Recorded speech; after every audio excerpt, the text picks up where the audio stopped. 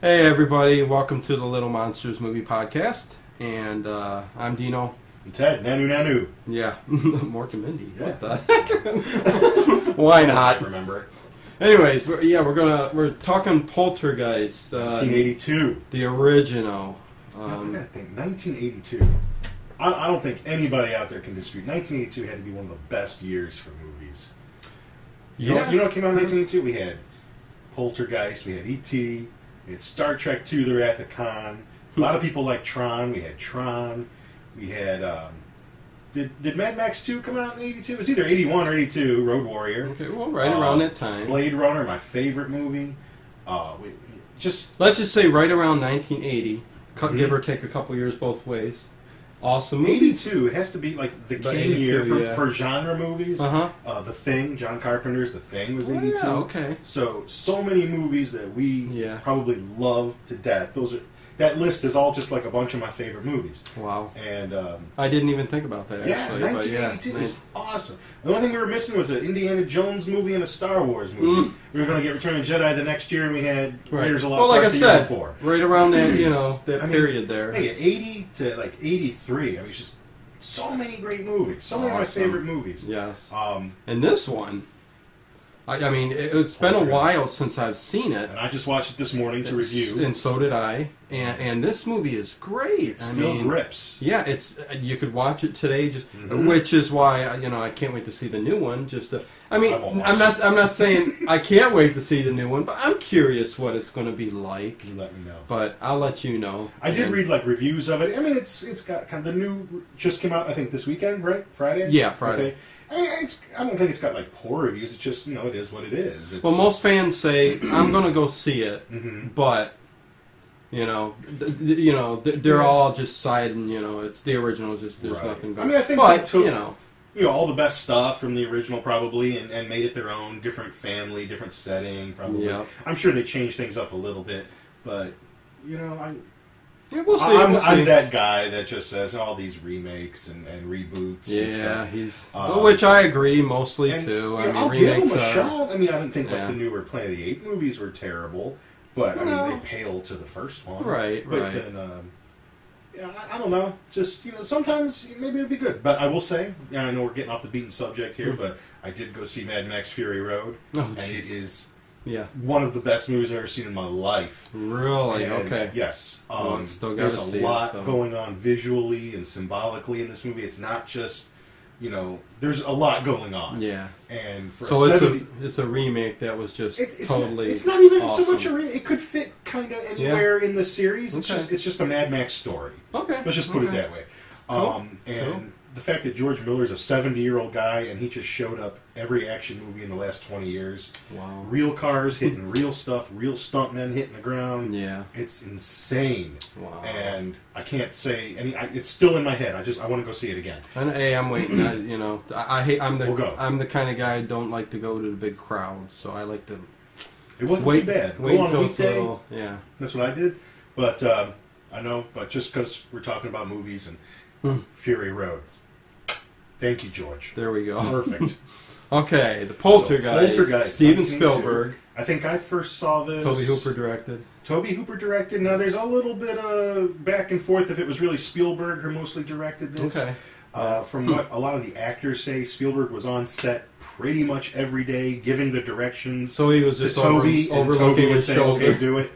I wonder if that's just to take Toby's name, because of the horror side of it.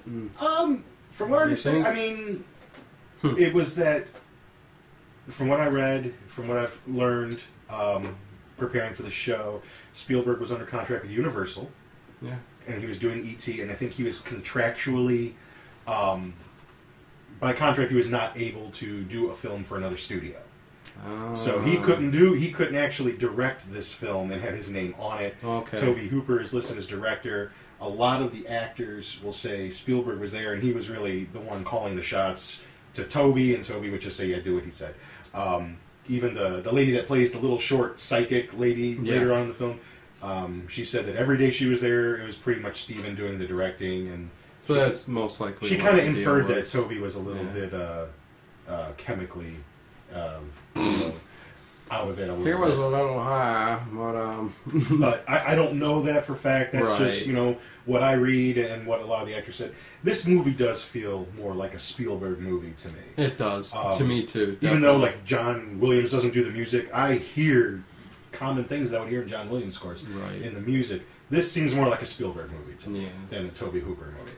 So, just with that. So, Tobe Hooper directs, Spielberg writes. This is actually one, he didn't, you know, back in the day, Steven Spielberg used to write his own stories. He wrote Close Encounters, and, you know, he helped write the screenplay for E.T. and, you know, and all that. So, and this is a film that he also helped write. So, he doesn't do that anymore, you know, at least not so much. Yeah, this was a all-inclusive Steven Spielberg movie. Right, and it just, you know, it feels like Spielberg to me. And they even said, I remember when it came out, you know, like the summer of Spielberg, you had this, and then you had E.T., and, you know, you'd had Raiders of the Lost Ark the year before that. But the film kind of starts off in this little planned community. I forgot the name of it, but it's in California somewhere. Yeah, all the houses look kind of the same. Pretty much. You know, like it might be like a few different designs, and everyone's got kind of like the same house. Right. And it's nighttime, and they're all asleep in the house. Dad's asleep in the chair, like I am so many times. Exactly. And what I remember is when we were kids, the local channels, you know, they would end with that. Morning, they would end with that Memorial Day song, kind of which or a flag. I seem to remember like a flag. Like a flag with and it would always cut out after the music.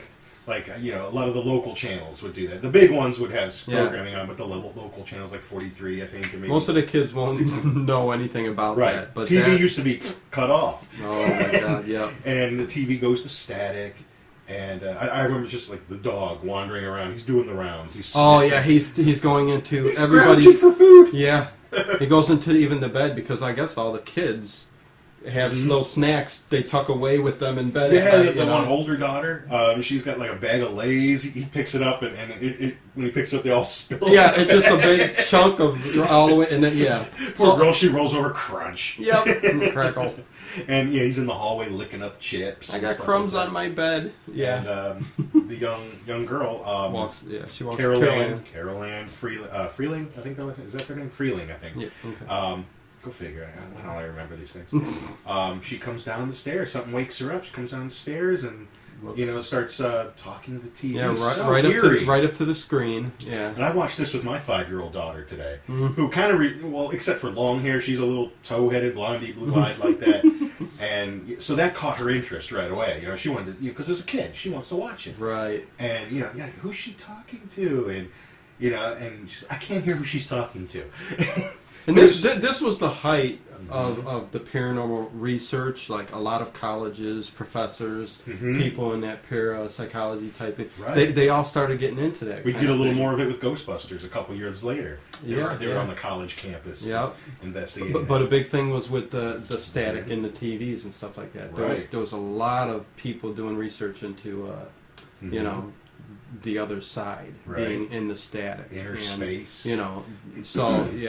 So I think that's where they kind of came up with the story and stuff. Part of it. But and it's just eerie. She's saying, you just hear her say, 5, yes, yeah. I mean, it's just just talking to just such an innocent child, and and everybody kind of wakes up, and who's she talking to, and he wakes up and he's just kind of they're staring at her, like wondering what's going on, and then the rest of the family's at the top of the steps doing the same thing, you know. I mean, technically, I think I would have just said, "What are you doing? Right? What are you? You get back to bed." Right? Like maybe she was sleepwalking. Yeah, or but no, they're wide awake, and that was they're real intrigued at what's going on. That's a good way to suck you into the movie. What's this all about? And then it kind of goes into the getting the view of the neighborhood. And that's one of my favorite the guy on the bike? Funniest parts. Guy riding on a bike down the street. With his 24-pack of beer. Yeah, 24 cans. He's dripping sweat. But it's a little kid's bike. It's like his boy's bike. Yeah, he ran up the street and on his bike to get some beer. He couldn't drive. Because they're all watching the football game. Right. But there's 3 kids, they're sitting on the curb, and they got their radio-controlled cars, and they just start racing it after them, and it's just they make them cross in front of him, and he's not hollering at him or nothing. He's got to get that beer in the house. He jakes his jewels on the bar of the bike. Beers are all over the street spraying, and I love how he runs into the house, and beer is just spraying. Well, he dives in front of the TV because I don't know what team is playing football wise, but yeah, he's diving in there, it's spraying on the other guys, and they're all still going, but rooting on the team. Yeah, and the TV, stuff, you can't really see who's playing. I know there's like a Rams helmet in the boys' room, and so maybe that's who it was. Yeah. But beer is going everywhere, and they're all yelling, and it's just a really funny part. And it feels like a Spielberg thing when it flips to Mr. Rogers' Neighborhood. because the neighbors got the same remote control. I don't know if anybody remembers that either. Yeah.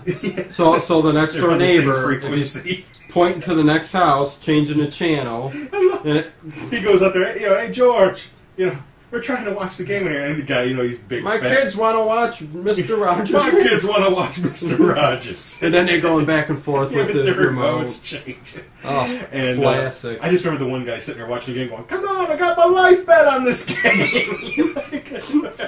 Come on. He'll be in the gutter soon. Yeah. Everything is just relying on that.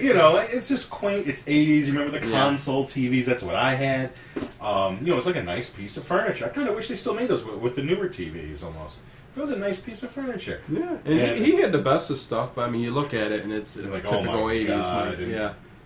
But we had something like that until I was high school.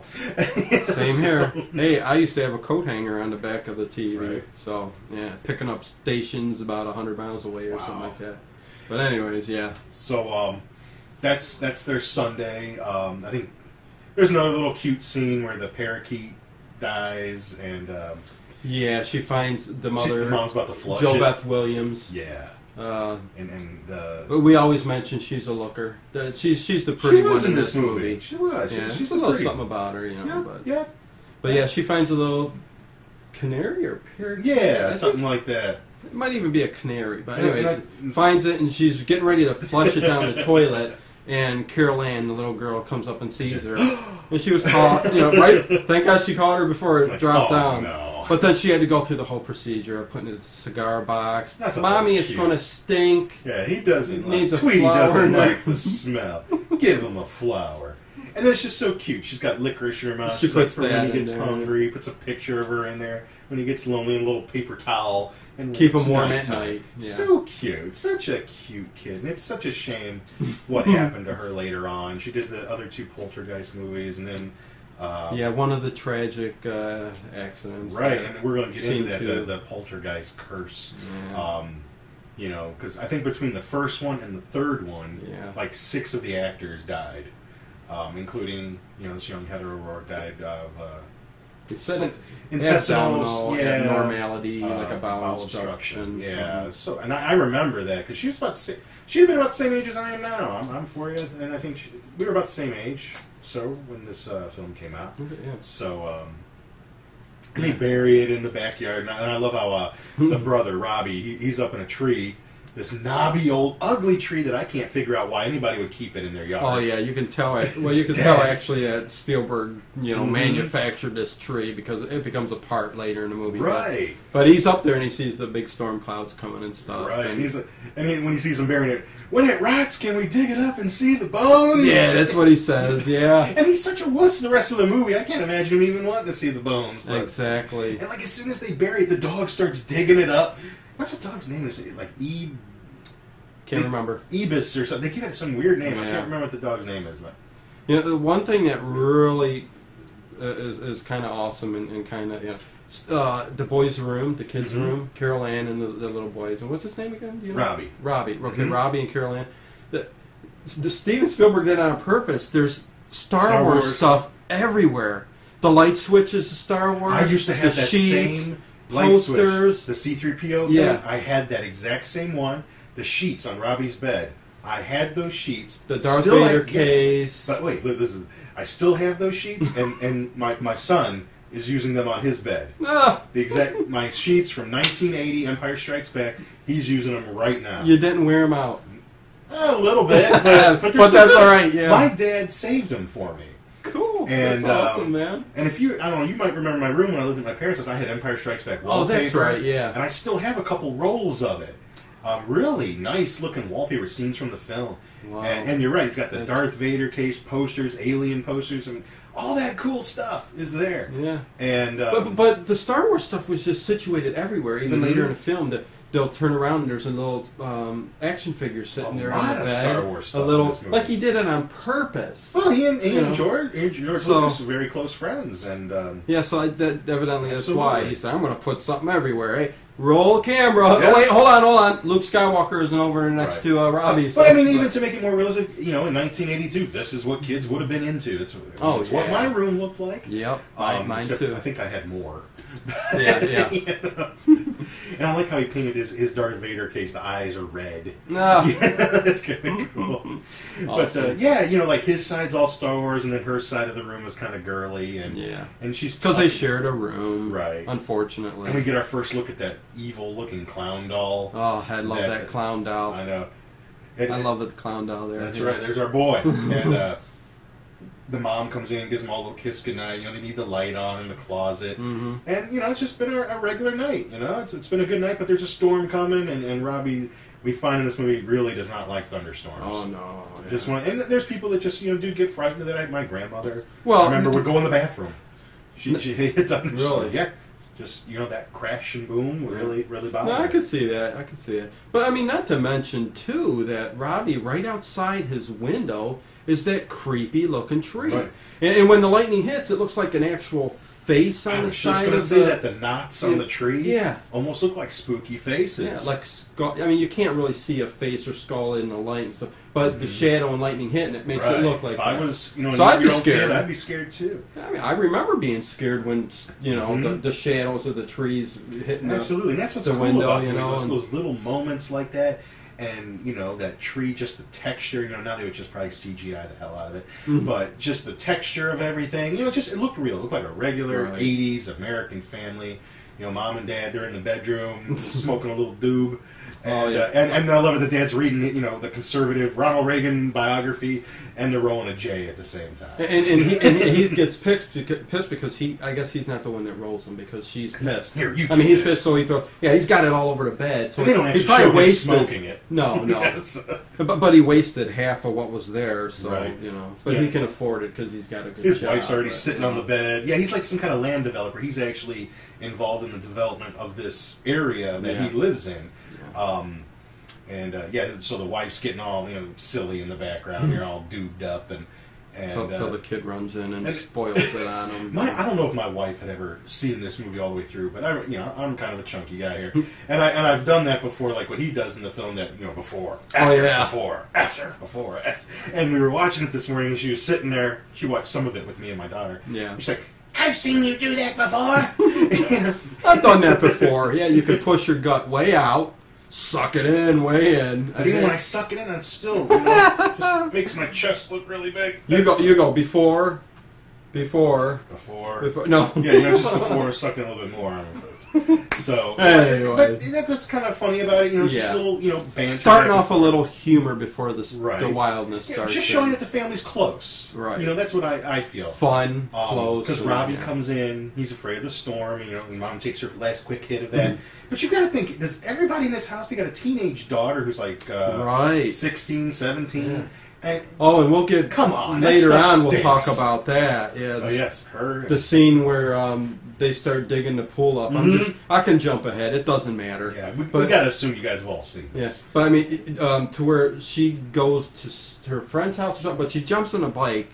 She's going out the back, and the construction... She's going to school. 3 construction guys are back there digging a pool. And they know these guys. And they're going, "I love you, I love you," and they're whistling and going, "Woo woo," and she's being all like sexy too, and going, and then she gives them the you know, F you and the thing, you know, and the mother's laughing and just giggles and turns her head, and I'm like, boy, have times changed. Yeah. I mean, you can't get away with nothing like that, man. I guess when you work in construction, it's a prerequisite. Right. Do you like the cat call it women, in the interview process?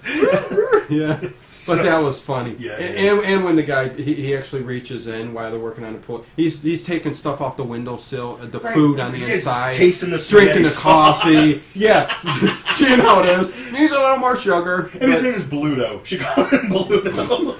Okay, Bluto, give me back my cup. Oh, it was great. But anyways, that was jumping. A little ahead. That's like the next morning. Right, the next morning. But Robbie comes in, when they're getting a little toked, and doesn't say anything about what's that awful smell. Right. They must be used to mommy and daddy smoking. I guess so. But it shows the family is close because Dad, he immediately picks up his boy, puts him on his shoulders, takes him in there, and actually doesn't just put his butt back to bed and yell at him. He takes a little bit of time with him and explains to him how you can tell when the storm is getting closer or further away. And that's how I learned how to do it by watching this movie. I didn't know that. Yeah. And, he spends a few minutes and teaches that to him and settles him down a little bit. The longer the time before the lightning and the thunder hit, the farther away it's getting. So he's at 3. Mm-hmm. If he goes to 4, oh, thank God. It's going away. And that's what happens in the movie. Yeah. It's going away. So he falls asleep. And, then they'll have their next morning where now they start digging the pool in the backyard. I do like big part, he does cover the clown with his jacket. Mm-hmm. I mean, he just does... Just Chewbacca on the back. Yeah. Right, Chewbacca on the back, yeah. But it's sitting at the end of his bed on a chair, and you would think if it bothers him so much... I would have, put it in a closet where the hell breaks loose. But anyways, send it back where it belongs. Yeah. I think I even read that in the novelization of the movie. It even talks about how he found the clown and all that stuff. So it was like a found object. So she was even talking on the phone. Like she's talking. Is she talking to somebody on the phone? Could be. And I love how she says, Daddy, they want to talk to you, and he's like, you take a message for me, Pumpkin. And she's just so cute in this movie. Reminds me of my own kid, and it's just cute. It does make you sad. And so, you think Robbie's going to be okay, the thunder cracks, and then I remember, the next scene, they're all 4 of them, 2 kids, and sleeping in bed. They're all in bed together. Yeah, ended up there anyways. which, we've all when you have your kids in bed, you don't get no sleep. No. They did. My daughter has slept in bed with me and my wife, and I get kicked, and I can't stand it. You get no sleep. But the TV goes to fuzz again because they left the TV on. Yeah. And this time it's a little bit more... A lot of people back then, they always went to sleep with the TV going, and you always get that static and stuff. It would wake you up, you go turn it off. But this is the big scene. Where And, she gets up and goes to the TV and looks at it. And I think this is where the little kind of electrical... it's a little like a hand that kind of comes out, and she gets a little startled back. But then a bolt shoots out into the wall right above the bed. Right. And then an earthquake kind of ensues. Yeah. And just that flashing strobe on there, I feel like I'm going to have a seizure. Oh, yeah. Watch it. I can't imagine, I didn't get to see this film in a theater, being in a dark theater and just seeing that all that constant flashing strobe. Like that, yeah. Because, and that's where the classic line comes in, she turns around and, they're here. Yeah. Which is, just pop culture right there. I mean, everybody knows that line. Heck yeah. And, they assume that they've experienced an earthquake the next morning. Everything's cool, and Dad's on the phone with, I don't know if it's an insurance agent or something like that. Yeah. But no one else experienced it. It's not on the news. It's not in the papers. Yeah, he says it's knocked everything down. It's a mess over here. And stuff, but, yeah. And kids are sitting at the table, having breakfast, doing kid stuff, and this is when things start, getting a little strange. Yeah. What does it start with? It starts with, I think, a glass breaking when Robbie just picks up a glass, and it just shatters all over the place. And the older sister gets pissed, and then Robbie sees that his fork and spoon's totally bent. And this is the part that you're talking about when the daughter... Dana, I think her name is, leaves for school, and the cat calls. Yeah. Which is a little fun. And I like that, it mixes the humor, the tense moments with just a little laugh. Yeah, that's the thing I was telling you earlier. Steven Spielberg's got a certain style to his horror movies. It's got the comedy in there a little moments. bit. And there's one scene in here we'll get to that's, I wouldn't even call it gory, because even though it's a very horrific gory, depending on who did it, it could be gory, or it could be scary, or it could be what we see in here. He's got that You know, it's not real red blood. Right. But you know, that's the way I take it. It's you can have your kid watch it, and they may look at it and go, "Oh," you know, but they're not going to be like deathly scared. I don't think, you know, of it. But yeah, even like in the Indiana Jones movies, you know, he balances those really tense scenes with a right, bit of humor. Exactly, and that's what makes him so enjoyable, I think. Yeah. And so. Carol Ann goes back to there's another little TV in the kitchen. It's a shame they got so many TVs in the damn house. She turns it to static, and what I love is she's sitting there just watching the static, and Mom comes by and says, "Oh no, honey, that's not good for you." Hits the button, and there's some violent war movie on. Yeah, people scream. That's fine. It's okay. And she hits the button again and goes right back to the static. Yeah. And but before that, when they're at breakfast. The mom says, you know, to Carol Ann, "You remember when you said they're here last night?" And, yeah. You know, I don't know, maybe she felt like she was in trouble. She's like, right. Yeah. She's like, you know, who is it? And I like how she says, you know, the TV people. The TV people. You know, TV people. That's what I kept telling to my daughters. Like, it's the TV people. It's the TV people. You know, and then later, she's probably going to be scared to death now. You know? Well, you don't see the really static on TV no more. Right. You should get an old VHS tape where it's got the static and just play it at night for one That's how I like to start the show. On Halloween. Just static or that, you know, when you had to adjust the knob to get it, you know, the outer get limits. in focus, boys. But this is the part in the kitchen where, you know, everyone's left now, and the chairs keep being scooted out. Yeah. And she's like, you know, "Did you do that?" Mom's like, you know, "Carol Ann, did you do that?" "No." And then I love it. She pushes all the chairs in. She turns her head for all one big scene. There's second. I don't see any cuts. No. You know, she turns over here. She goes in the cabinet to get some. Comes back, and all the chairs are stacked up like really weird, like on angles where the two legs are still off. But you know, you take one chair out, they would all just fall. Right. Pyramidal. Very, very cool scene. You know, the back and forth like that. And you know, she's like, "Did you see them do it?" You know, and Carol Ann didn't see them, but she says it's the TV people. And at first it's pretty benign, you know. Dad comes home from work, and they've got this whole little diagram thing on the kitchen floor. While he was at work, before he came home, she's just experiments all day. She's just been playing around with this poltergeist type this stuff whatever this going is. On. Yeah. And they've got like this circle on the floor with a chair. Oh shoot! I gave it away. Poltergeist. Oh, spoiler! Darn it! That's right. Okay. Anyways. And the chair kind of wiggles a little bit and then slides across the floor, and she's got it, you know, demarked on the floor where it stops. Yeah, she got the circle with the legs circled too. Yeah. So she knew it. I mean, she was doing this all day. And I love how she lets her kid do it. Here, put the Rams. Put the helmet on, and that's you one sit thing there. that I may not have done. I don't think so. I don't know. I don't think I would have put my kid there and let spirits. Yeah, it makes you think, did she actually stand in there and it started pushing her and she said, "Oh wow," or did she at first experiment with her daughter? I mean, I think probably she did it first, but she describes it as like a tickling, and then the tickle pulls you. Right, so it's like there's no air, but you can breathe, and the dad is just sitting there against the wall watching this, freaked out and feeling for like he's seeing what is this. He's freaked out. He's like, "No, I don't want to try it. No, I don't want anybody to go in the kitchen until I figure out what's going on." Yeah, he tells and the whole time that they're doing this, she told it sounded like my kid. Because when she comes into the kitchen, Carol Ann, she's like, "I'm hungry. Okay, we'll get Pizza Hut." And then she's sliding, "I want pepperoni pizza." Yeah. At this point, the mother's just intrigued with what's going on. And I guess in some way, at first, I probably would be too. Right. I mean, who wouldn't want to experience something like that if it was benign? And that's exactly what it starts off as. You know, not going to hurt anybody. Yeah. But that slowly changes. They check with the neighbor, the Mr. Rogers guy with the remote. They check with him to see if there's been any disturbances. And I love this scene because they're standing out there smacking themselves because they're getting bit by mosquitoes. Yeah. Another guy who looks like prime beef. Yeah. You know, he's a big guy, and he's standing out there. He's like, and his little son's just little him, you know. Yeah, Pop. You know. Yeah, I know he says, the mosquitoes never bit me. He's like, "Son, has a mosquito ever sucked on you?" And I don't know, Pop. They're just so nonchalant, eating their food. Yeah, you could just tell they're the kind of family that like eats while they watch the TV, and that's what I envision. So they feel like jackholes for even bringing this up to anybody. You know, it's like, we're gonna go stay at a hotel. I don't want anybody to go in the kitchen. I'm gonna figure this out. Right. I'm gonna go talk to some people and try to figure out what's going on. And things are gonna take a turn for the worst here coming up. Yeah, oh, yeah. So, and I like how they put all that. What's that? Pink stuff. Oh, the calamine lotion. Calamine lotion that they would put on like, there. Come on, yeah. mosquito bites itch, but they're not that bad. But this is the night. Storm again is coming through, and as Robbie's counting, the storm's getting closer.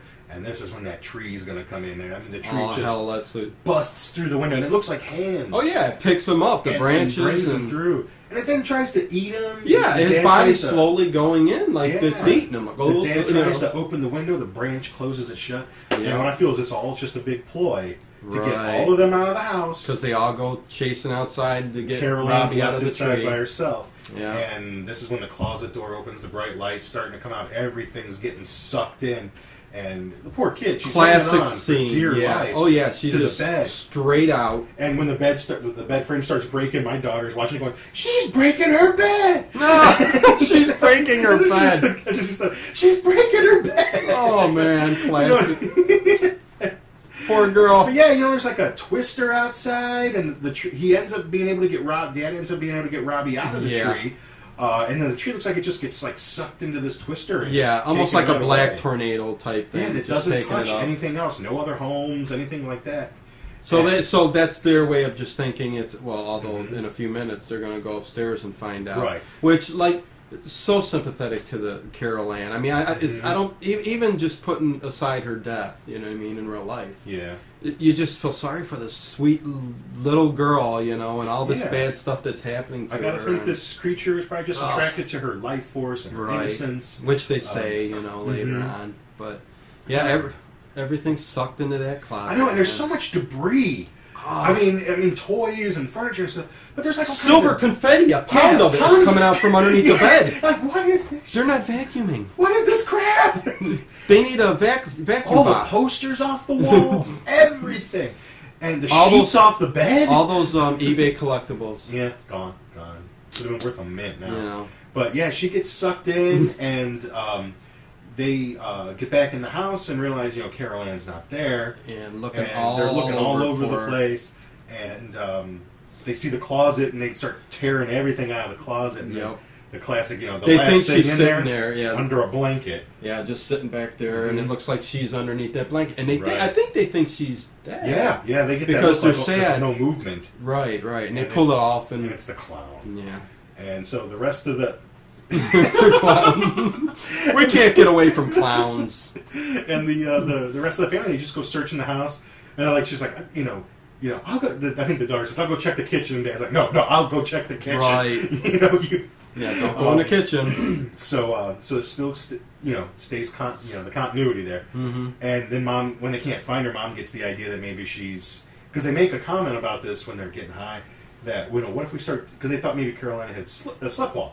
Right. And what if we're digging that pool back there and she goes and jumps in there when Yeah, that's right. They mentioned that. So he jumps in there swimming around. Yeah. Because it's not been filled in with concrete yet, but it's got the shape of the shape of the pool, and there's a lot of rain. Shallow end, deep end is there. So all Dad's swimming, or Steve, I think his name is swimming around in the deep end. Can't find her. They hear Robbie because Robbie's still in the house in the bedroom by the TV, which is on and staticky. Yeah. And he starts hearing, Mommy. And I gotta laugh this one part. And it's not Robbie's fault. He's growing up, and but when the mom comes in and hears Carol Ann's voice, she's all excited. Yeah. And Robbie says, "Mom, come here!" And it's the part where they're standing right in front of the TV. He's got his new grown-up teeth. Oh, and the shadow of him are sticking out. He looks like Bugs Bunny. That's this too. Carol Ann! I don't know why I always remember that part. I know. I said it's not his fault. He's a poor little boy. He's a little boy. You can't help it. He's getting his new teeth.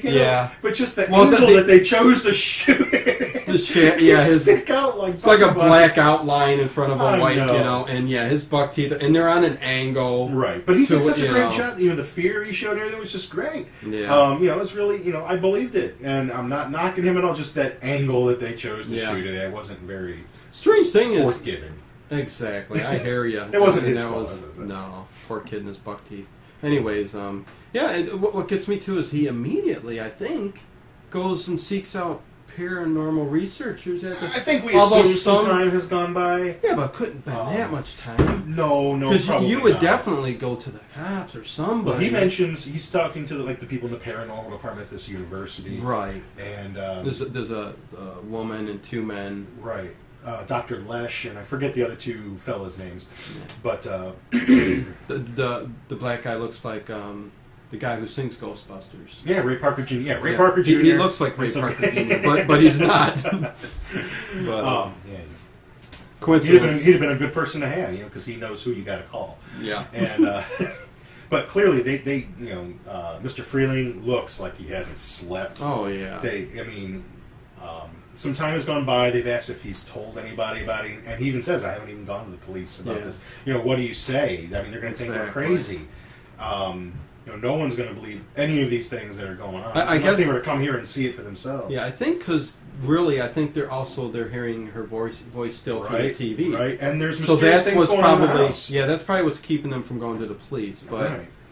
I still can't. They never mention how much time's gone by. I get what you're saying about the nevertheless, I don't know. What could police do? Exactly. You need to go to someone who can do something. They know she's in the house somewhere. And they all three come to the home. And I love how Ray Parker Jr. says that. Yeah, I know what you're saying. The Matchbox car. He says, I filmed a Matchbox car go 7 feet across a kitchen floor. It took 7 hours, but I've got it on time lapse camera. And he's like, he thinks that's such a big deal. And the father's looking at him like, what the? And he mentions, they asked, what kind of activity's been going on in the room, the children's room. Yeah. He's like, we don't go in the children's room anymore. Right. And then he tells him about the story about the Matchbox car. He opens the door, and whoa. They're like, holy crap. Whoa. There are things flying all over the room. It's like Exorcist. Oh, yeah. Legs moving around. Records, if you remember what records were, flying all around. Yeah, in midair, just whipping around and everything. And if this movie had been in 3D, this scene would have looked awesome. Because there's the part with the compass, the compass that you use to draw a circle, comes right at the lady, like face first, and then it kind of moves back and goes and plays on a record. Yeah. This would have been the money shot for the 3D scene. Yes. The clowns on the bed. This would, and even as it stands, as you watch it, it's still got kind of that 3D look to it. Oh, yeah. And all three of these people, they're paranormal researchers, and they're just whoa. Oh yeah. Well, even when she's drinking the coffee or tea or whatever, her hands shaking. They've never seen nothing like this before. Later, we know that coffee and tea ain't what she likes to drink. No, she's got her little flask. She's got a flask. You want a cup for that? Yeah. No. But they don't know what's going on. I mean, even while they're sitting at the table, the lights are flashing. Coffee pots freaking moving across the table. Well, the one guy even questions. He's looking for like a CB or something. With the TV. They don't says, I don't believe it. Or at least he don't. So So they're trying to figure out what's going on. They're all still kind of in shock. And I love how the family's sitting at the one end of the table, and it's been going on for however long now. You could tell, like, the teenage daughter, Dana, she's just really freaked out about this. I mean, she's a character that they kind of let go. She's not, like, a big part of the movie. No, she's other not. than the scene where the construction workers are I mean, want her really and that would bad, probably be like how a teenager would be.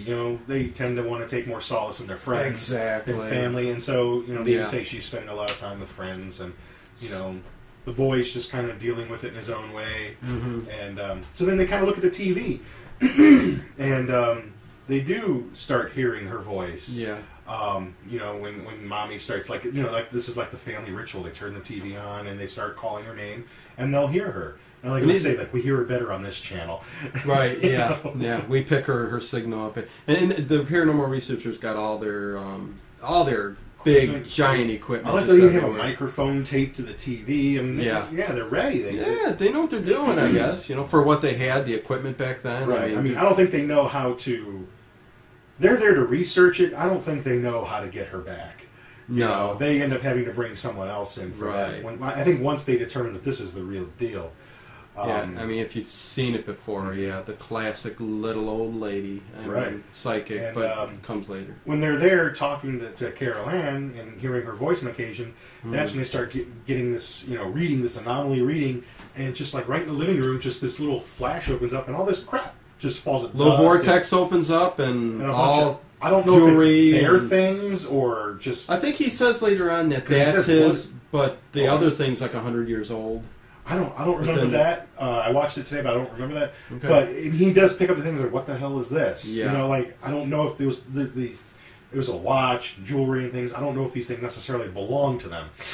But they start kind of putting it together that, you know, she vanished through the closet. So maybe that's the entrance into this... I'm going to say like another dimension, or they use the word inner space in the movie. Inner space, and then this is the exit. And that's going to start setting up how they're going to get her out and you know, get in and get out. But I think it's that limbo, right before, you know, you pass on to the light, because they start going through all this stuff where the light is there, and you know, she mentions she's afraid of the light, in there, and I love how the mom says, "Go to the light, go to the light," and then the Dr. Lesh, "No, don't go to the light, don't go to the light, stay the hell away from the light. You'll be gone." And then there's that little scene. I don't really get what that was all about, but like she feels like a little whoosh, and like her spirit goes through the mom. I don't know exactly how that happened, or... Well, I think it's because the whole house itself is, you know, they're able to roam in not as big a way as you see later on in the film, but you know how in real... Well, I was going to say real life, but really. You know, when there's people think there's ghosts and stuff, you hear noises, you feel cold spots and stuff like that. So they're still all inhabiting this limbo, which is overtaking the whole house. Okay, and the spirit went through her, and she felt it. You know, so maybe she's in another dimension. She can't see her family. Maybe she can hear them. And I guess I could kind of envision her running all around the house. You know, "Mommy, where are you?" And maybe she ran down the stairs and, you know, in the dimension that she's in. Exactly. That's what they say. The ghosts and stuff like that kind of envelop. It's between both worlds. Right. You and know, the TV's kind of the conduit where they can communicate with her. Right. Yeah, I guess that makes sense. That's interesting. Yeah. Yeah, and I guess that's how I would envision it. Because it's energy, technically. So if it's the essence of her in limbo, and she's taking the space up and hits her, and you know, it's just that's what you know. So like in another dimension, she's in that house. It's just right. Dimension. That's what I. Whereas later on, when they got the video camera up there, and they start showing all the spirit, which I think happens soon. Yeah. The spirits, you can see them through the camera. Right. Which is a pretty darn expensive camera. Right. So these researchers have some money. I don't know if they skimmed it off the top at the college. You know, or we'll use this. Well, I mean, they would be funded. I mean, departments like that would be funded, and as long as you showed results in your work or got published or something like that, they would continue. The university would continue. In the late '70s was a big, like I said, big time for this paranormal research, this kind of stuff. Right. So I can see it. So that happens, and then not Ray Parker Jr., but the other guy that's working with Dr. Lesh comes running down the stairs because you hear a big growl or something. He comes running down the stairs saying, "Something took a bite out of me." Oh. And he lifts up his shirt, and it's not like there's no gore or anything, but there's like bite marks. Yeah. I mean, it's like as big as a basketball going all around. Oh yeah, it's like a shark actually bit him. So whatever bit the side of his body actually took a big chunk out. Not chunk out of him, but bite marks on it. Yeah, and I would have been on there, man. Right, and so nighttime's falling on, and you know, they're kind of, the doctors are all kind of whispering, you know, what they think and whatever, and I think the white, there's a black guy and a white guy over there. Yeah. And I don't know their names, but the white guy, I remember he says something like, you know, we got to get some readings up there or something. He's like, but I'm not going back up there. he was bit up there, man. He's scared. He ends up leaving. He ends up leaving the project. You know, a little too much for me. You know, I'd have stuck it out. Man. I'd want to know what's going on. I'd have stuck it out. Well, I don't know. Those bites were pretty darn big, though, man. And it looked like it looked like it kind of, that would, you know, infect it. I mean, this blood is red. You know, I don't know what antibiotic you prescribe for that. Oh, I'd be having the mother put mercurochrome all over it, and iodine, and I'd be taking an alcohol bath. I mean, and then it starts getting into some stuff. The two ladies are talking. Yeah, a little personal interaction. And that's when she pulls her little flask out. And Robbie's sleeping next to her, and he starts saying some things, you know, like kind of profound for a child. Yeah. But he's actually the one that kind of puts the idea, I think, in the heads of them. You know, he says, like, you know, if I died, would I be in the TV? Right. Or, and he mentioned something about maybe, you know, about tying a rope to me and bringing me back and something like that. He's the one that mentions that whole thing about the rope, which is going to come in later. because it does seem kind of silly that this is how they get her out, but it makes sense in terms of the movie. Yeah. He mentions watching, and the fact that he mentions the rope too, which is like you said, and that's what they end up doing. Yeah. He mentions his grandfather when he died. He's like he looked for the soul to leave and go. He's like, but I didn't see anything rise out. Right. And it's invisible. Right. I mean, just for an 8-year-old child to take a few moments to focus on this stuff, and then they're both talking to him and trying to explain things as best as they know how. Right. Just like a cool moment that I don't think would probably be in most films like this nowadays. Yeah. To take they want to jump to the scares and things like that. Yeah. And just the quiet family moment, and that's what makes this movie special. Oh I think. yeah. And if the new one does something like that, great. If not, but I envision it, kids all on their iPads and their phones and not really dealing with the situation. Xbox, yeah. Exactly. Correct me if I'm wrong. Maybe I am.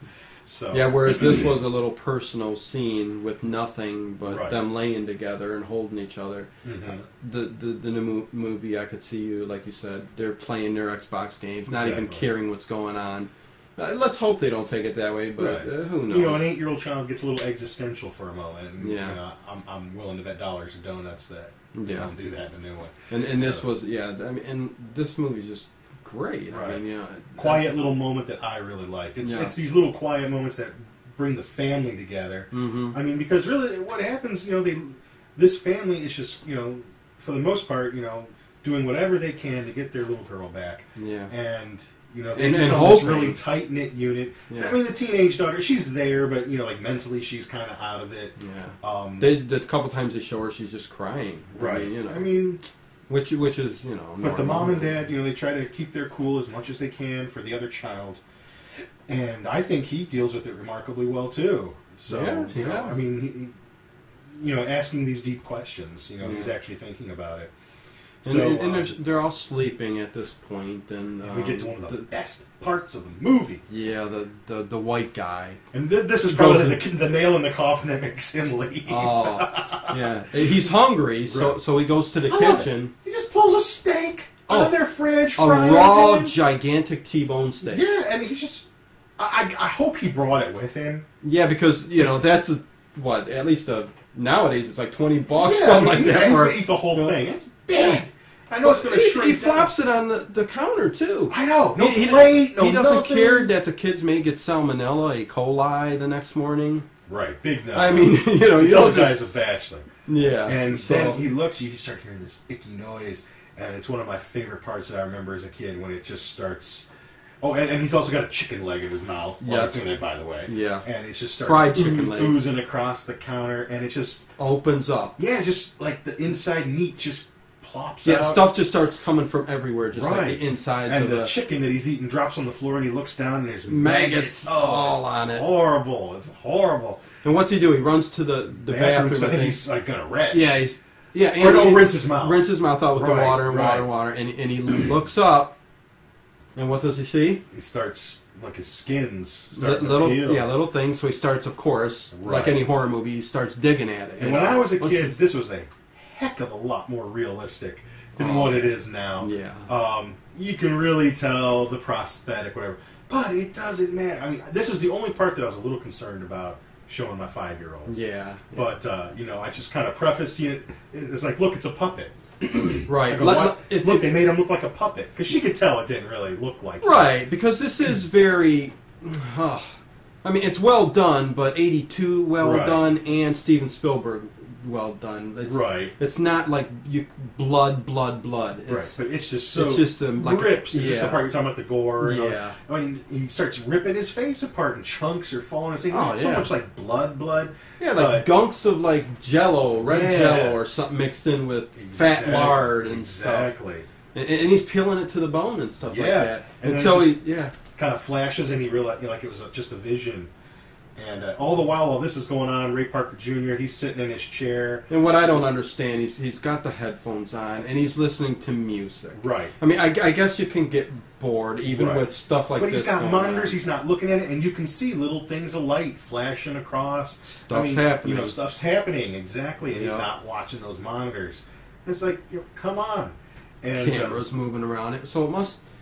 be picking up the energy and moving to where it's at. Now, does that happen with video cameras? Like, I know we know about EVP, Yeah. electronic voice phenomenon. Yeah, this is. Do we know any of that, like where it happens in with video?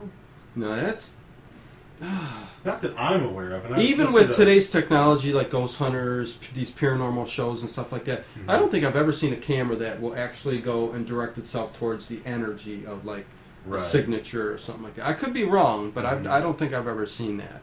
But back then, this is what it's actually picking up the energy source and it moves up to the stairwell. Right. And the fellow that tore his face, where he starts backing into the other room and starts seeing some light, he actually starts manifesting in our dimension. And is this where they see, just kind of like a billowy kind of, not a ghost, doesn't really have like any kind of human form or anything. And just kind of disappears into the ceiling. Yeah. And then I think they go back and start watching the video. Yes, and you can see they have some. It's human like all form. the spirits, and they go look at all of them. Right, they have some human form, and we'll find out a little bit more about what these people were later on. Right. So this is at the point, too much is going on. They're going to send the kids. Oh, and this is grandmas or whatever. This is what gets me too, though. It's just Robbie in the taxi. Right. They get a taxi and they put. This is how times have changed too. Right. Would you put your kid in a taxi nowadays? Just send him somewhere. Yeah. Hey, Mister, can you make sure he gets to such and such address? I mean, I can't see that happening. Different time. But the dog goes with them. They let me out at 4 years old. Leave me outside all day. 4 or 5 years old. I learned how to tell times I knew at 3 o'clock cartoons were on. You know what? Yeah. That's the way it was. Yeah, I just was out in the backyard, neighborhood. Just causing trouble. We become a paranoid society that things. I don't know if things have changed or if it's just more prevalent now. It's more prevalent now because it's on the TV. I got to think perverts were always around. Oh, yeah. But I definitely think, our blessed internet has probably exacerbated a lot of it. Of course it has. What's available on it. Of course. So, so the morning comes, the older daughter, Dana, I think she's just going to stay with friends. She's still there, but she's, out with friends and this is, I think, is where they're going to tell. They don't say where Carol Ann's at. Oh, she's in another world. Yeah, she's in another joking. World. She's being babysitted by the spirits. And, I think this is where we get to a point where the researchers realize, we've got to bring somebody else in here. Right. There's nothing that we're going to be able to do. Yeah, we've documented that it's real. Right. But now we've got to. And that's where she's leaving. The woman, the older investigator. Right. She said she's going to leave. Whatever his name is there, the Ray black Parker guy. Jr. He's going to stick around. But she said unfortunately, what's his name's out. Right. Which I understand completely. Right. But she will bring help. Right. So. And that's where we'll meet Tangina, cute little lady. Oh yeah. And then we get into a little side part with Steve Freeling's boss. Yeah. He ends up. He's like, are you still sick? You see, yeah. He thinks he just wants to go to another. He's been offered a position somewhere else. He even offers him. He takes him up on a big hill, which is right by a cemetery, and says, this could be your new house. We're going to start phase 5. There's different phases of the development. Yeah, and, this is where we find out about the cemetery and the graveyard. Yeah, Steve says, well, what about all this? He's like, we'll just relocate. We've already got the permits. We're going to relocate the graves, just 5 minutes down the road, and everything will be cool. And we find out later that he didn't actually really... he didn't do everything he's supposed to do. He just moved the gravestones, not the... Right, that's going to come down. And I'm saying this just basically because I think everybody knows the plot, who's going to listen to this. And it's not... doesn't take from the movie, but he looks like he's very sorry towards the end when all this happens. Oh, I bet he is. Yeah, but holy crap, what did I do? Yeah, and ultimately, the responsibility was this dude's. It's his fault. It's all about money and greed and land development instead of doing what he was supposed to do. Yeah, but so there's this little side part just to kind of show that it's affecting his real life as well, his work, things like that. So we're going to get to the part where little Miss Tangina... They do come back and they bring the psychic, the little lady. This lady who's about 3.5 feet tall. She's cute, though. She's kind of cute, And, she's got the little southern accent. And I believe this lady's in the other two. I think you're right, I think Heather O'Rourke, Carol Ann, and this little Tangina, I forgot the actress's name. She's really good as this character. But I believe those are the two characters that repeat in part 2 and 3. And I got to tell you, I don't even know if I've ever seen part 2 and 3. I couldn't tell you what they're about. Yeah. I know one of them has like a big high-rise building, and yeah, I can't remember. Or I think the second one still does have the family in it. I think the second one does have, except for Dana. Yeah. Because that's another part of the curse, where the Poltergeist curse. She was 22 years old. And yeah, her boyfriend. Ex-boyfriend strangled her to death. Yeah. I think just a couple months after the film came out. Yeah. She was 22 Jealous years old. Husband. Boyfriend. So her character was kind of, not, obviously not, written out somewhere in college or something like that. I don't know if I've ever seen the movie, but, it's... Is it the priest, too, that ends up dying? I think so. The Reverend or something like that. I know that 4 other, I believe, actors in the other 2 films. And we won't go through them all because I don't know them well enough to know. Right. But I know about 6 people. And the only movie I can think of that had deaths and weird things going on was Exorcist. And it's just kind of funny how 2 films that deal with some pretty heavy subject matter. Both had some weird things going on behind the scenes. And there is another reason why people feel that this film series is cursed. I won't talk about it till the end. Maybe you don't know about it, but we'll get to it because it's like one of the reasons why people think that all these bad things happen. Yeah. But we get to little Tangina, the little psychic lady, and I remember. Go ahead. Oh, she goes upstairs. I think she asked him a question. Yeah, is this what you're going to say too? Yeah. And he tried. He's looking like this. Yeah. I said, aren't you going to answer him? I am. I'm trying to send her the thought because he doesn't believe her. Right. His daughter's missing. He's not going to believe that little just psychic a dad who woman. wants his little girl back. Right. And she does come back. It's like she couldn't have heard what they said up there, but she did hear, and so that gives her a little bit of credence. Yeah. And she explains, I feel your daughter's, presence, she's here, she's still, presence here, and we're going to get her out. We're going to figure this out. Yeah. And this starts, putting together the plan, to get her out, which is actually very daring. Yes. And very different too. I mean, she asked where the center of it all happened and stuff. I think, and they mentioned the closet again. So this is all going to lead back up to the room. Right, how they're going to get her out, and she gets what, a couple tennis balls. They do a little experiment first. By because the energy's so bright in that closet, it's still that opening is still there when they go into the room. Yeah. And they throw that in there, and it comes out through that living room, through the ceiling in the living room. So they realize this is the entrance, this is the exit, and if we can figure out a way to get in there, get Carol Ann, it's like someone willingly going into this other dimension, finding Carol Ann, bringing her back, and being able to exit through. And that's where they get the idea of the rope. Yeah. And she's going up. Well, she goes up to the.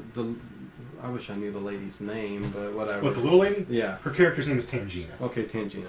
Okay. Yeah, they do make it up to the Carol Ann's room, and she's trying to coax the girl out. I think. Right? Yeah. Yeah.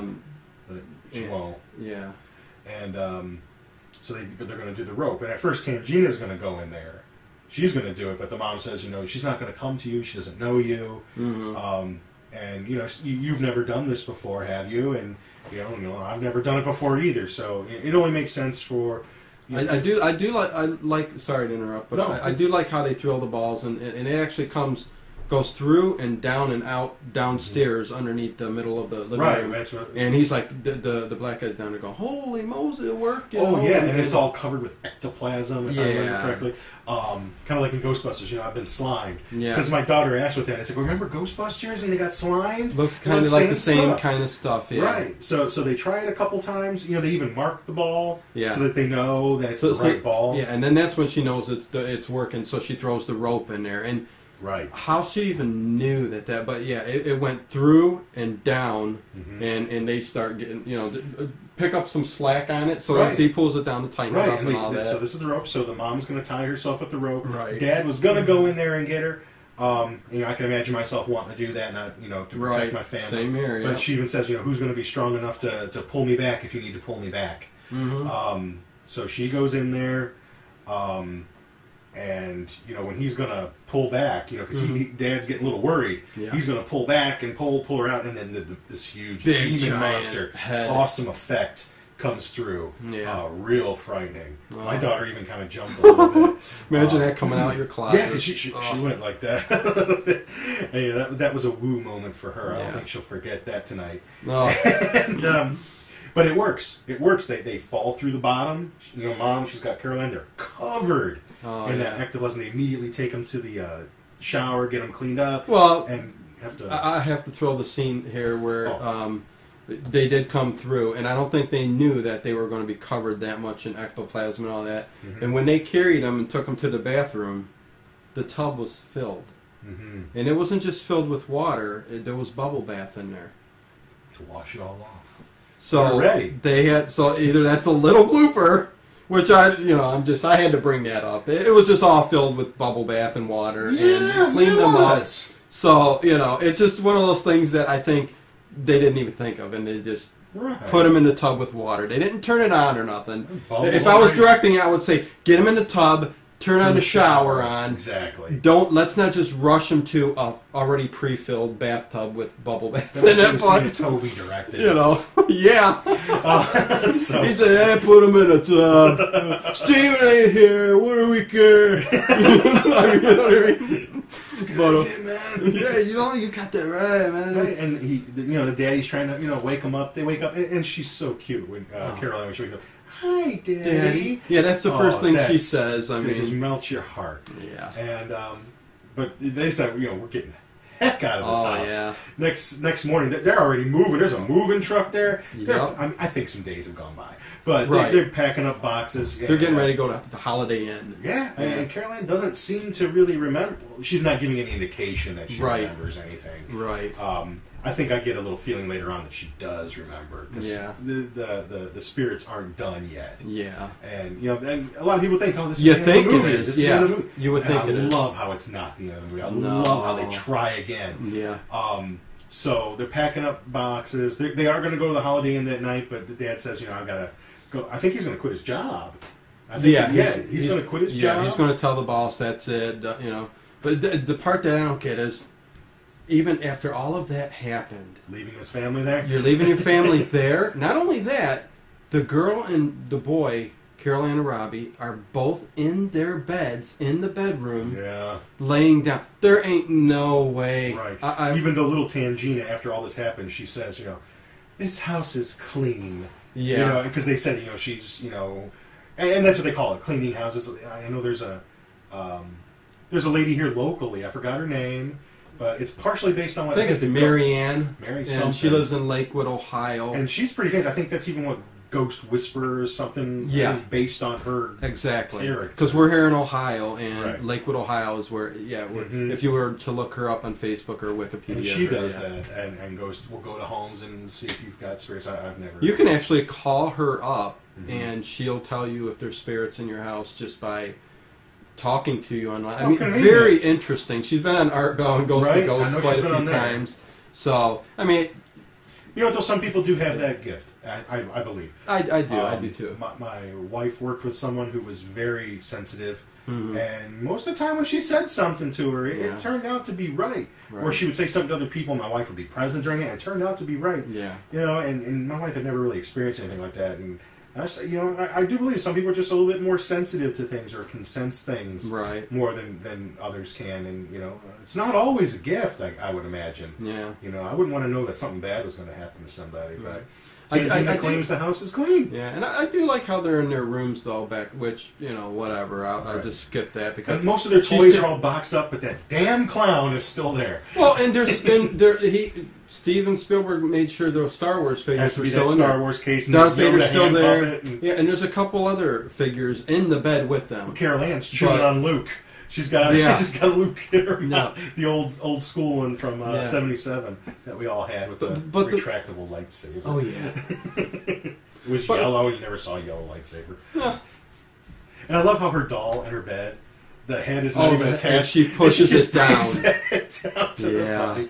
But she acts like she's acting perfectly normal. Kids are fighting over toys like they normally do. But the mother puts them to sleep and goes into the bathtub and to color her hair. And nice it got soap. gray a little bit. It got through gray. The experience, it got a little gray. Yeah. Like Anna in Frozen. Yeah, another little tidbit there that's interesting. We can tag that now. But she's hashtag gray hair. Whatever. Frozen. We can tag Frozen on.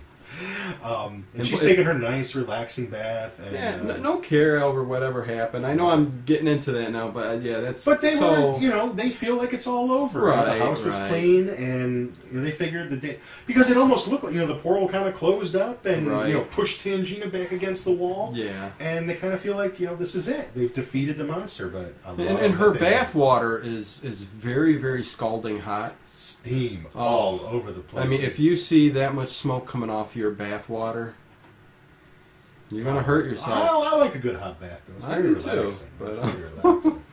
Calgon, take me away. Calgon. Okay. So back in the kids' room, Robbie hears a little thump.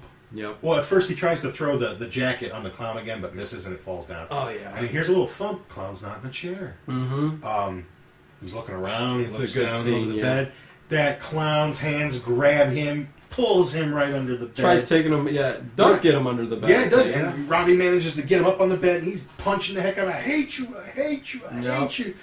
That's when the closet. And the closet opens up again. Same stuff starting to go down. And while this is going on, you think Mom could come and help. Mm-hmm. Mom's getting attacked in her bedroom. Right. The classic scene from Scary Movie, too, where Tori Spelling is dragged up the wall and down the side. That's where they get it from. I mean, I'm just saying. And they also use that. The only other movie I know that did something like this, where she's getting dragged up the wall and the ceiling. I don't know how they did it in this movie, but this also happened in the original Nightmare on Elm Street before. And I know in that Johnny Depp? Yeah, Johnny Depp. Yeah, that was one of his, if not his first movie, one of his first movies. Yeah.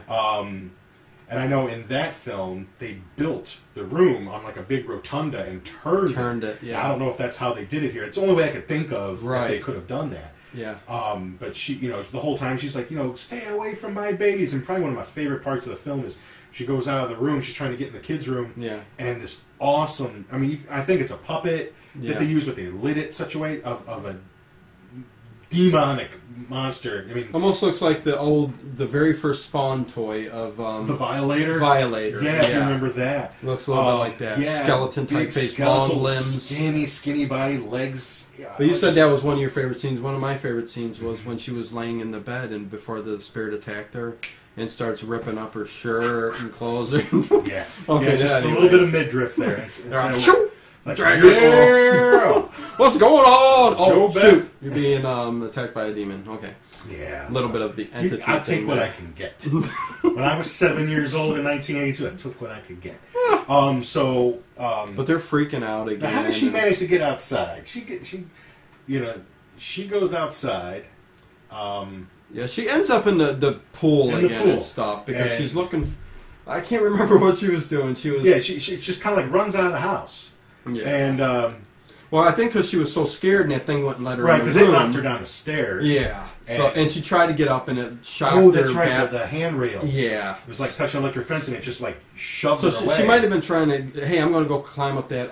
Well, no, the tree was gone too. So I don't know what she was doing. She was just out of the house. Right. And the kids were still up in the room. The kids are in the room, and all this weird growth stuff starts growing around the door, locking of the closet. It. You can't get in. I kind of think the spirit was kind of forcing her out of the house. Could be. And I think to let her know because this is when you realize that this whole development has been, the gravestones were taken, but all of the dead and bodies are still there. So the coffins are which is cool. Right. They're popping out of the ground. Skeletons doors opening up. Skeletons coming up. She's in the pool. There's all kinds of skeletons coming up through the house. So yeah. Now here is the part that I want to talk about. Why some people think the curses. Maybe I don't know if you know this or not. They used real human skeletons. Did they? Yes. They used real human skeletons that were donated for whatever people donate their bones, whatever. Okay. And it was cheaper to use real human skeletons than to fabricate all of these fake skeletons. And I know there's even a part where Jo Beth Williams is in the water, and everyone was very freaked out about this. And I had read that Steven Spielberg even got in there with her, during the scene. He's in there. He's in that water with her. But you don't see him. Yeah. But they used all the skeletons that you see in this film are real human skeletons. And some people thought that because they used the dead in such a way that maybe that was one of the reasons why the film is cursed. But I can't believe that would be true, but I could see where they did. It was cheaper. Yeah, I read it in a couple places. Wow. And because it was just cheaper, because people donate their bodies to science and things like that. But and it was just cheaper to, go to like a medical university and buy some human skeletons. You think they were really that cut on the budget though? That Steven Spielberg said. You got to hire people. You got to hire union guys. You got to fabricate all these things, dress them, gunk them up. Yeah. And guess there's more involved with it. Correct me if I'm wrong. Anybody out there, but that is honestly what I read in a couple of places. Yeah. And it kind of makes sense with what was going on in this movie, and I choose to believe it then. Yeah. Because a lot of spooky stuff happened while they were making this movie, and people died, and there are some practical effects like rotting corpses and things like that. I believe those were probably fabricated. Right. But the actual skeletons, like in the pool and stuff, I read that those were real human skeletons. Yeah. So there you go. And the one part that kind of led me to believe that maybe Carol Ann still remembered is like when the door starts opening in the closet again. This happens a little bit before we see the skeleton. She says, no more. Yeah. No more. So that kind of says to me that, Carol Ann, in the back of her mind, she still remembers what happened to her. Yeah. And the whole neighborhood's going to pot. Everyone starts seeing all these lights and things flashing. The mother does pull Robbie and Carol Ann out of the room. Right, she runs back upstairs. So they didn't get sucked into the portal scene where again. the hallway, kind of like Alfred Hitchcock-ish, where the hallway starts looking like it's longer. And love that scene. Yeah, she runs down there. She's able to open the door, and the kids, they're hanging on the bed just like before. Oh, yeah. Desperately trying not to go into that closet, which Grabs is now Robbie's turned into hand. almost a gaping maw, sarlacc pit kind of thing with tentacles coming out of it. And the spirit activity is way bigger this time. Yeah, off the scale. Yeah. And she's hanging on the door saying, take my hand, grab your sister, and it manages to work, human chain, and just bring them in. Yeah, human centipede. I mean, chain. Please, no. Let's not talk about Human Centipede 3. But anyways, go ahead. Yes, so the father does end up coming. Yeah. And he sees the whole house. Dad, he was going to quit his job. He rolls up with his boss. Yeah. So don't ask me why he brought him home with him. Maybe he's driving home and this guy's still on him and says, I'm not leaving. Right. And you're not leaving until until he grabs him and tells him, you just move the headstones. Yeah. And Mr. Bossman's realizing what's going on. Yeah. They're going to get in the car. They got the dog. They got the 2 kids. They're getting the hell out. Neighbor's on a date with somebody. Yeah. She pulls up at that last minute, but Dad's fumbling for his keys. He's getting there trying to start the car. Takes 3 keys before he gets it in there. And Dana shows up right at the last minute. And I love when she gets out of the car. She's got a huge hickey on her neck. Real classy. I didn't notice that. Oh yeah, watch it. When she gets out of the car, huge red mark right here on her neck. So those construction guys knew something. I guess so, man. She got a little taste. Oh well. Or they got a little taste. And she's what's happening? And I love Ronnie's just like, Dad drive. Like you don't even care that she's drive away. Dad ends up getting the car. They peel rubber out of the neighborhood. Everyone in the neighborhood's watching this happen, and I love how the house. Oh yeah, I love the boss is just his ex-boss, the guy who developed the place, is just looking at everything caving in and pulling the house inside. Yeah, like a singularity. Like a black hole just collapsing on top itself. And however they did that, I don't even, and I don't even always like to watch how they make things. I'm not a big, like on Blu-ray or DVDs, I'm not a big extras guy. I don't always like to have the magic destroyed. And just however they did that, it just worked so cool. And it looked awesome. Didn't look fake to me. That looked real. When I saw you in half that one time, you didn't want to know how I did it. No. So I understand. I wish you had sawed me this way, though. Kind of put some of that off there. So they pull into whatever little Holiday Inn or something hotel. Like that. And I love this too. When they do take the family, they go into the hotel, go into the room, close it, and then he opens it again. and he pushes out that TV, that rollaway TV. I love it. And it's just great because, yeah, they want nothing. This family probably will never watch TV again. I think in the second one, they don't. They don't have TVs. Okay, yeah, I can see that. I may have seen the second one. I don't know. You know, I did, but it's so long ago that I really don't remember any of it. And then we got the cool music at the end. Oh, yeah. La, la, la, almost reminiscent of Rosemary's Baby little theme there, the la la la part there. But they're singing the little Carol Ann theme. Once again, one of my favorite movies, Rosemary's Baby. So, yeah. Oh, jeez. Yeah, we'll have to do that one sometime. Yeah. But Poltergeist, I mean, okay, remake it if you will, but why? Why would just put this out in theaters again? Well, that's what they do, Ted. They take something that's great, and because nothing's working out there right now. There's a big turn in the movie industry. Fury Road's working pretty good. Well, yeah, but they come out with one a year. I mean, well, how many do they come out with a year? What's that, movies? Yeah, I mean, whereas we used to get how many great movies a year? It's true. Even the bad B movies, some of them were great. Mm-hmm. Nowadays, it's just, you know, there's not really nothing to look forward to. I guess the only good thing maybe is this maybe gets people interested. You know, a redo gets people interested. Hey, let me go watch that one. Because a lot of times you can't even get, you know, I mean, I used to be a teacher, and you can't get kids to watch. He don't teach no more because they keep me away from kids. Yeah, he's dyslexic. Right. And, you know, I think the teacher just said give him his diploma. Right. So, I mean, you know, and then when you went to go teach the kids, you had no idea what you were doing. No, I was completely unprepared. And they went home crying to their parents. This is small community, and they really got on him about it. But I'm joking. Pitchforks and torches. I'm joking. But you can't get kids to watch older stuff. I mean, if they hear a movie's more than 20 years old, you know, a lot of times, not all kids, not just, but you know, a lot of younger people from this generation say, I'm not watching that. Just so happens that we love this kind of movies, and we kind of show our kids the same kind of thing. My daughter watched the whole thing, loved it. Yes. And another cool thing about this movie is it originally was given an R rating. Okay. Because of the horror elements and the dude tearing his face apart and stuff. Mm-hmm. And I know Spielberg was really, and the director Toby who were really behind the charge to get that appealed. Yeah. And they did end up giving it a PG. PG-13 did not exist at the time, but this movie, Indiana Jones and the Temple of Doom, because of the heart, pulling out the heart scene, right. Gremlins, especially the part where they shoved, the Gremlins tearing ass all over the town, and I think like the microwave and the blender scene when they chop them all. That's what ushered in the PG-13 rating. Huh. So it started with Poltergeist. Where it was kind of just in between, you know. Yeah. So, but Poltergeist was originally an R-rated film, and they appealed that to get it a PG movie. And I gotta say, you know, I let my daughter watch it, but sometimes, you know, like some of those scenes, you know, she's watched a lot of monster movies with me, so I feel like she's okay with it. Yeah. But you got to base it, you know, on your child. You know, I could see how some children could be absolutely freaked out by this if they're not used to things like this. So even it doesn't have to be gory or bloody or nothing like that. But because something's happening to a kid, right? You know, each kid's different. You go by what you know as a parent that they're able to watch. You know, so my child was able to watch this. If you think your kid would dig it, you know, jump on in because I love the monster movies and I want to share them all with my kids. Yeah.